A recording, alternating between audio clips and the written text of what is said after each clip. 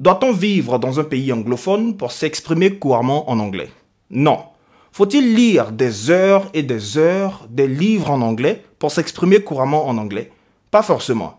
Hi, welcome in. Aujourd'hui, nous allons briser l'un des plus grands mythes au sujet de l'apprentissage de l'anglais, à savoir la question de l'immersion dans la langue.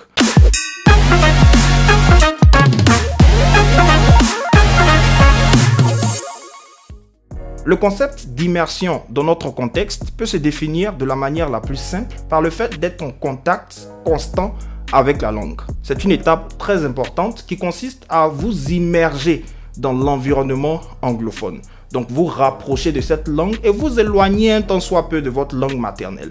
C'est ça l'idée de l'immersion. Mais si vous n'êtes pas à même de vous offrir un voyage dans un pays anglophone, vous pouvez toutefois le faire chez vous en faisant de votre quotidien un cadre d'immersion.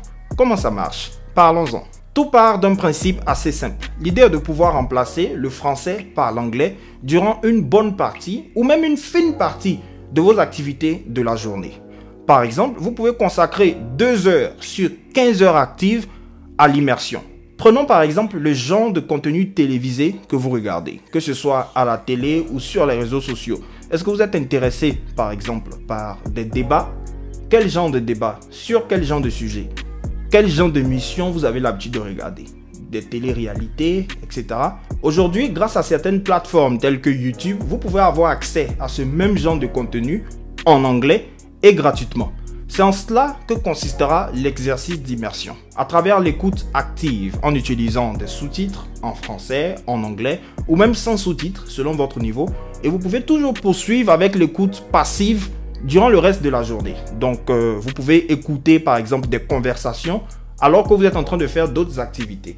Ça vous permettra d'habituer vos oreilles à la langue. Mais c'est aussi beaucoup de pratiques orales. Il est donc important à ce niveau de s'entourer de personnes qui peuvent vous aider à pratiquer l'anglais. Donc, pouvoir avoir des conversations, que ce soit à votre lieu de travail, si vous avez des anglophones ou des bilingues avec lesquels vous pouvez converser, ou même tout seul devant votre miroir. Vous pouvez aussi converser en anglais. Vous pouvez vous donner des sujets, réagir, mais en tout cas, trouver un moyen d'être en contact avec la langue à travers l'écoute et à travers l'expression orale. Vous pouvez vous inscrire à un club d'anglais où vous retrouverez des personnes en fin de semaine avec lesquelles vous pourrez converser. Ou même si vous avez un peu plus de temps, vous inscrire à des cours d'anglais intensifs axés sur la pratique orale, comme je le fais avec mes apprenants, ce qui vous donnera l'opportunité de communiquer constamment en anglais et ainsi de pouvoir vous améliorer à travers le temps. C'est ce qu'on identifie comme la dimension socio-culturelle de l'apprentissage d'une langue étrangère. Le fait de pouvoir vous frotter à d'autres apprenants comme vous, de vous challenger, de créer parfois cette sorte de compétition saine et de progresser ensemble. Votre immersion, c'est maintenant.